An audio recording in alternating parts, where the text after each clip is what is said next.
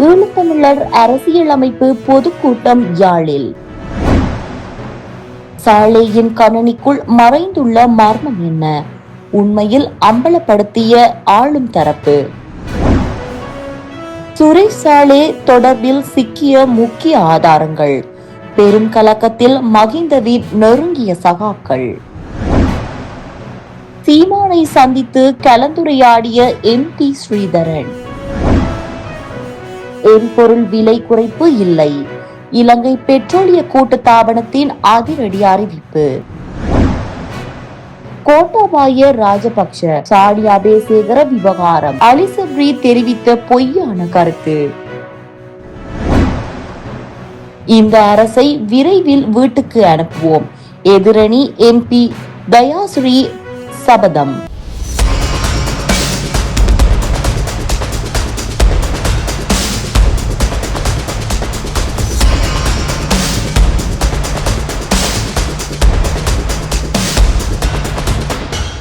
ஈழத்தமிழர் அரசியல் நிர்ணய பொதுச்சபை கூட்டம் யாழ்ப்பாணத்தில் உள்ள இளங்கலை மண்டபத்தில் நடைபெற்றது.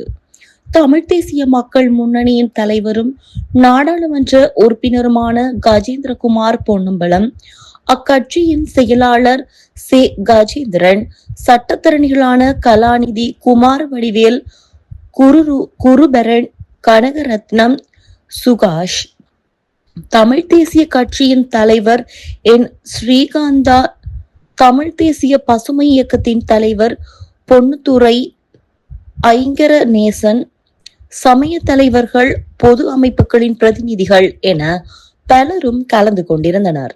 ஈழத்தமிழர் அரசியல் நிர்ணய சபையினுடைய பொதுச்சபை இளங்கலைஞர் மன்றத்திலே காலை 10 மணியிலிருந்து மதியம் 1 மணி வரை தனது 2வது கூட்டத்தை நடத்தியிருந்தது. குறித்த கூட்டத்திலே சில முடிவுகள் எடுக்கப்பட்டுள்ளன. ஈழத்தமிழர் அரசியல் நிர்ணயிப்பு சபையானது தமிழ் தேசிய கட்சிகள், சிவில் சமூக அமைப்புகள், பல்கலைக்கழக ஆசிரியர்களைச் சேர்ந்த அமைப்புகள், பல்கலைக்கழக ஊழியர்களைச் சேர்ந்த அமைப்புகள், மாணவர் அமைப்புகள், மதகுருமார்கள், பெண்கள் அமைப்புகள், மீனவ அமைப்புகளைச் சேர்ந்த பிரதிநிதிகள் என்று ஈழத்தமிழர்களுடைய குடிசார் அமைப்புகளுடைய பல்வகமையை பிரதிநிதித்துவப்படுத்தி உள்வாங்கப்பட்ட ஒரு தமிழர்கள் சார்பில் ஒரு பொதுவான அரசியலமைப்பு முன்மொழிவானது முன்வைக்கப்பட வேண்டும் என்ற நோக்கத்துக்காக உருவாக்கப்பட்ட சபை. அந்த சபையினுடைய செயற்பாடுகளுக்கு வழிநடத்தும் பொருட்டு அந்த சபையிலிருந்து இன்றைய தினம் 33 நபர்களை கொண்ட ஒரு வழிநடத்தல் குழு தெரிவு செய்யப்பட்டுள்ளது. ஏற்கனவே கடந்த கூட்டத்திலே யாழ் பல்கலைக்கழக அரசியல் துறை தலைவர் கலாநிதி விக்னேஸ்வரன் தலைமையில் அந்த குழு இயங்கும் என அறிவிக்கப்பட்டிருந்தது. இன்றைய தினம் அந்த குழுவினுடைய உள்ளடக்கம் உறுதி செய்யப்பட்டு சபையினால் அங்கீகரிக்கப்பட்டது. மேலும் குறித்த வழிநடத்தல் குழுவுக்கு சபையினால் அவர்களுடைய இயங்கு தளம் தொடர்பாக வழிநடத்தல்கள் இன்று வழங்கப்பட்டுள்ளன. அந்த அடிப்படையிலே முதலாவதாக எவ்வாறான ஒரு அரசியலமைப்பை தமிழ் தரப்பு சார்பிலே பொதுவாக முன்வைக்கப்பட வேண்டும் என்பதொருவிலே ஒரு பரந்துபட்ட மக்கள் கலந்துரையாடல் ஒன்றை மேற்கொண்டு அந்த கலந்துரையாடலின் விளைவாக அதனை உள்வாங்கி ஒரு வரைவொன்றை தயாரிப்பதென்றும், இரண்டாவதாக தற்போது அரசியலமைப்பு உருவாக்கம் தொடர்பாக இருக்கக்கூடிய விடயங்களை தெளிவுபடுத்துகின்ற வகையிலே அது தொடர்பான அறிவூட்டலை செய்கின்ற வகையிலே சபையினால் நடவடிக்கைகள் முன்னெடுக்கப்பட வேண்டும், ஈழத்தமிழர் அரசியலமைப்பு நிர்ணய சபையினால் முன்னெடுக்கப்பட வேண்டும் என்றும் தீர்மானிக்கப்பட்டது. மூன்றாவதாக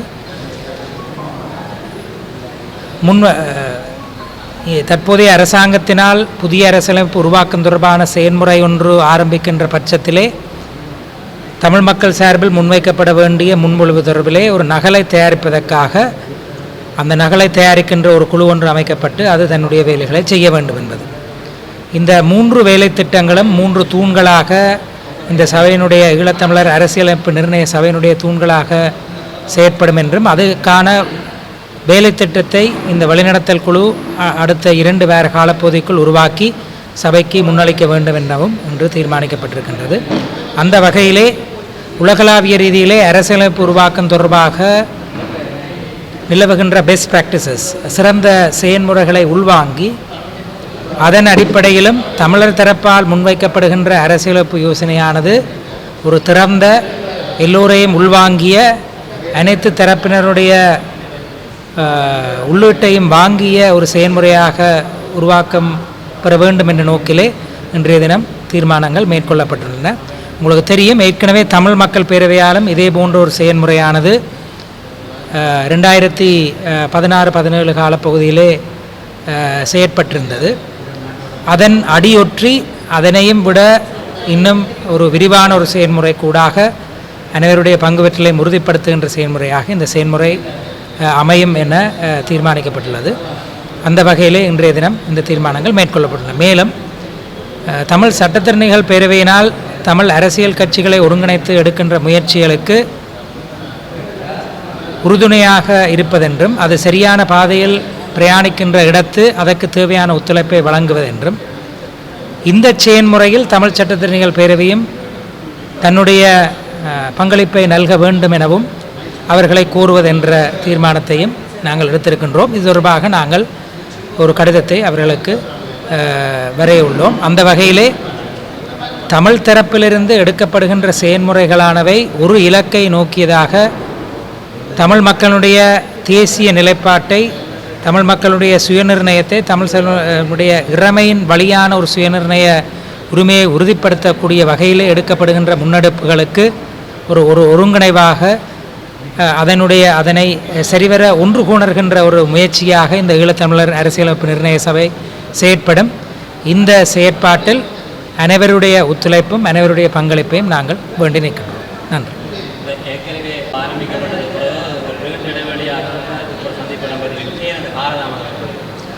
நாங்கள் இதில் மிக கவனமாக பிரயாணிக்க வேண்டும் என்ற எண்ணத்தில் இருந்தோம். அனைவரையும் உள்ளடக்கிய செயல்முறையாக இருக்க வேண்டும் என்று விரும்பினோம். தமிழ் சட்டத்திறனிகள் பேரவையினால் எடுக்கப்பட்ட முயற்சியை குழப்புவதாக சில பேர் இதனை காட்டிக்கொண்டாலும் அது அவ்வாறாக இருந்துவிடக்கூடாது என்பதிலே நாங்கள் தெளிவாக இருந்தோம். ஆனால் அதேவேளை தமிழ் சட்டத்திறனிகள் பேரவை முயற்சிக்காக இந்த முயற்சி காத்திருக்க வேண்டிய அவசியமில்லை என்பதும் உணரப்பட்டது. குறிப்பாக சாதாரண மக்களை உள்வாங்கிய, சிவில் சமூகங்களை உள்வாங்கிய ஒரு செயல்முறை அரசியலமைப்பாக்க உருவாக்கும் முயற்சியில் அடிப்படையானது. அது வெறுமன அரசியல் கட்சிகளுக்கும் நிபுணர்களிடம் மட்டும் சுருங்கிவிடக்கூடாது என்பதையும் நாங்கள் உள்வாங்கியிருந்தோம். நாங்கள் அவசரப்படக்கூடாது என்ற நிலையில்தான் இந்த காலதாமதம் ஏற்பட்டது. இன்றைய தினம் கூட்டத்தில் இந்த காலதாமதம் ஏற்பட்டிருக்கக்கூடாது என்ற கருத்துக்களும் முன்வைக்கப்பட்டிருந்தன.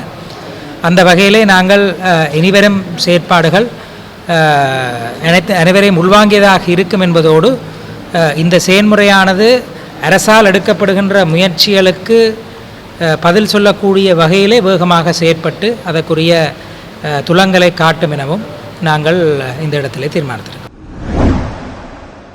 உயிர்த்த ஞாயிறு குண்டு தாக்குதல் விசாரணைக்காக கைது செய்யப்பட்டு தடுத்து வைக்கப்பட்டுள்ள ஓய்வு பெற்ற உளவுத்துறை அதிகாரி சுரேஷ் சாலையும் கணனியை திறப்பதற்கு கடவுச்சொற்கள் கோரப்பட்டது.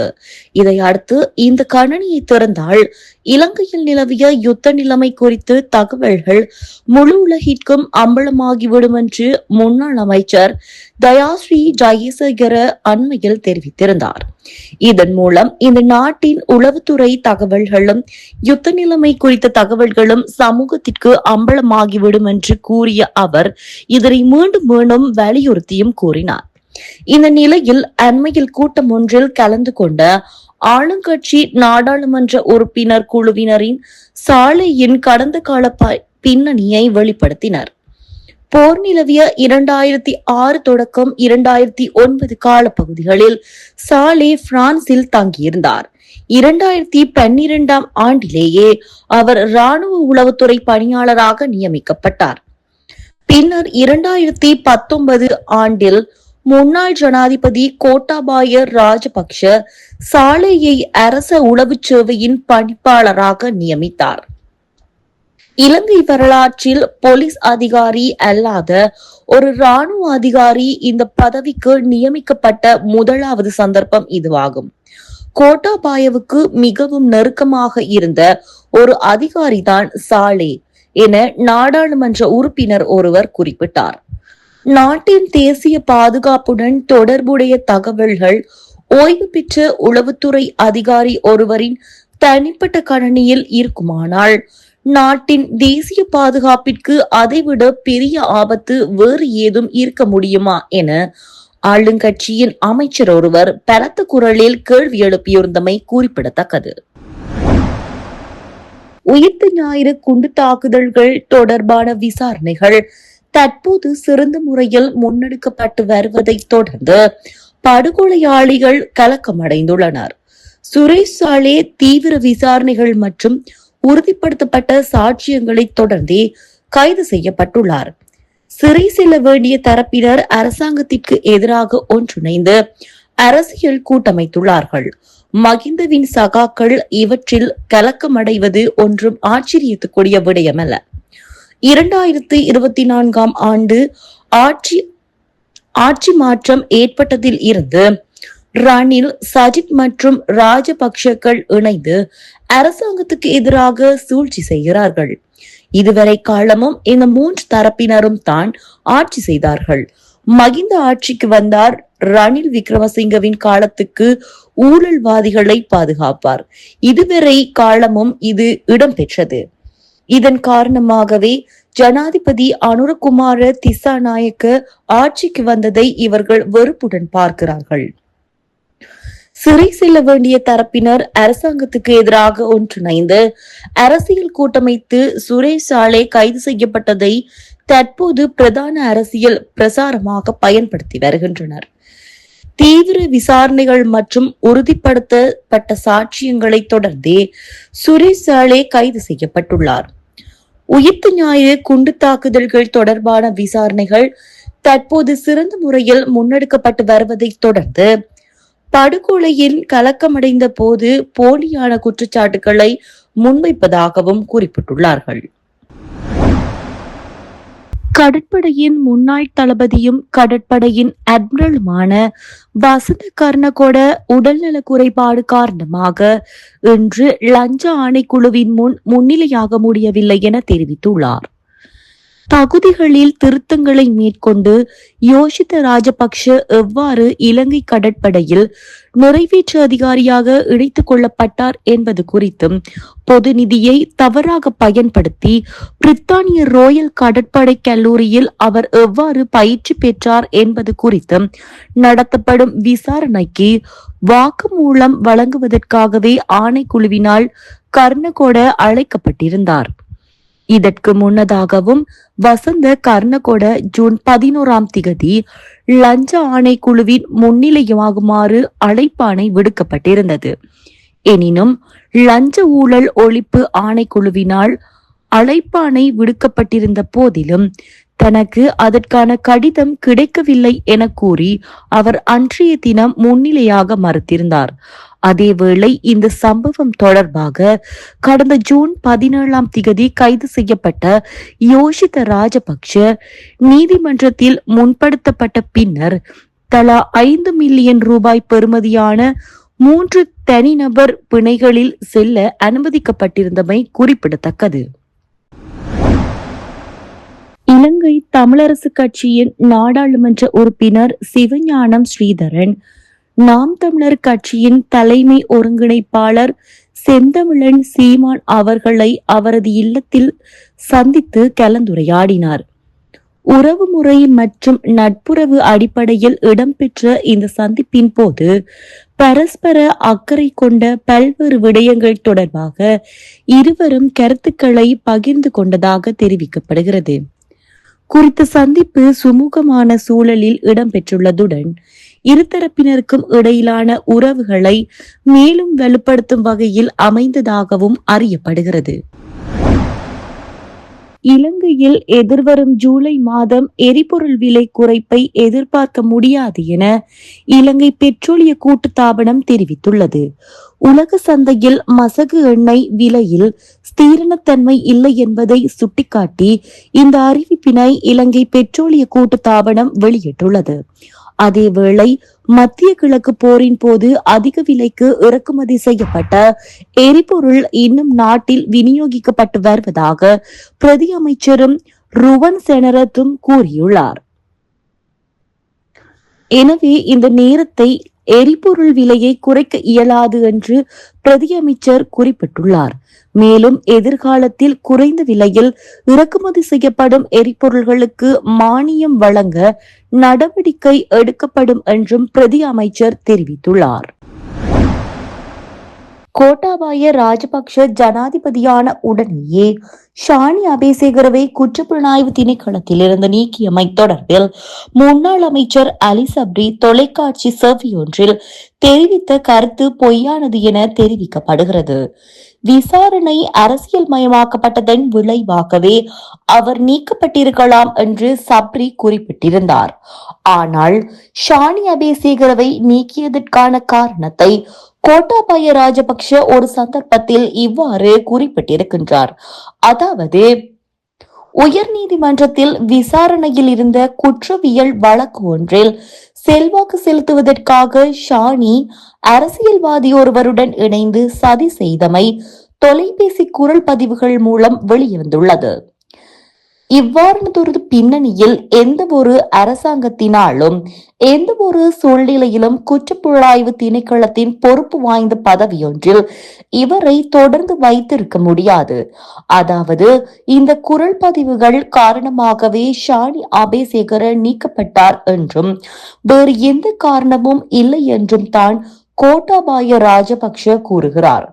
ஆனால் கோட்டாபாய ராஜபக்ஷ ஜனாதிபதி தேர்தலின் மூலம் 2019 நவம்பர் மாதத்தில் தான் ஆட்சிக்கு வருகிறார். நாட்டின் பிரதமரையோ அல்லது அமைச்சரவையோ நிர்மாணிப்பதற்கு முன்னதே நியமிப்பதற்கு முன்பதாகவே 2019 நவம்பர் 20 ஷானி அபேசேகரவை குற்றப்புலனாய்வு திணைக்களத்திலிருந்து நீக்குமாறு கடிதம் அனுப்பப்பட்டு 21 அவர் நீக்கப்பட்டார். ஆனால் கோட்டாபாய ராஜபக்ஷ தனது அறிக்கையில் குறிப்பிடும் போது அந்த குரல் பதிவு விவகாரம் வெளிவருவது 2020 ஜனவரி மாதத்தில் தான். ஆனால் ஷானியை பதவியிலிருந்து நீக்கும் போது அந்த குரல் பதிவு விவகாரம் என்று ஒன்று இருக்கவே இல்லை. அப்படியென்றால் ஷானியை நீக்கியது இந்த காரணத்திற்காக அல்ல. உண்மையில் ஈஸ்டர் தாக்குதல் தொடர்பான விவகாரங்களை மூடி மறைப்பதற்கும் அழிப்பதற்கும் மற்றும் ஏனைய குற்றங்கள் தொடர்பான விசாரணைகளை முடக்குவதற்குமே ஆகும். அது மட்டுமன்றி அந்த காலப்பகுதியில் குற்றப்புலனாய்வு திணைக்களத்தின் இன்னும் பல அரசியல்வாதிகளும் இடமாற்றம் செய்யப்பட்டனர். இந்த விவகாரங்களுடன் தொடர்புடைய அதிகாரிகளே இவ்வாறு இடமாற்றப்பட்டனர் என தெளிவாக பொய்க்காரணங்களை கூறி இடமாற்றம் செய்த பின்னரே நியாயப்படுத்தப்பட்ட வழி இல்லாமல் மேலும் பொய்களை கூறினார்கள். இது எவ்வளவு பெரிய தவறு என்பதை இதிலிருந்து விளங்கிக் கொள்ள முடியும். ஆனால் அந்த குரல் பதிவு விவகாரம் தொடர்பாக பிரதி போலீஸ் மா அதிபர் புசல்ல ஓர் அறிக்கையை அறிவித்துள்ளார். அதில் அந்த குரல் பதிவுகள் திருடப்பட்டவை என்றும் அது தொடர்பாக ஆரம்பிக்கப்பட்ட விசாரணையை கூட நடத்துவதற்கு எந்த ஒரு சாட்சியமும் இல்லை என்றும் குறிப்பிடப்பட்டுள்ளது. உச்ச நீதிமன்றத்தின் 5 நீதிபதிகள் அடங்கிய குழு அதனை நிராகரித்தது. அவர்கள் அதனை பொருட்படுத்தவில்லை, அதனை நம்பவில்லை. அதாவது, உச்ச நீதிமன்றம் கண்டறிந்த உண்மை என்ன என்பது பற்றி அவர்கள் பேசவில்லை என்பது குறிப்பிடத்தக்கது.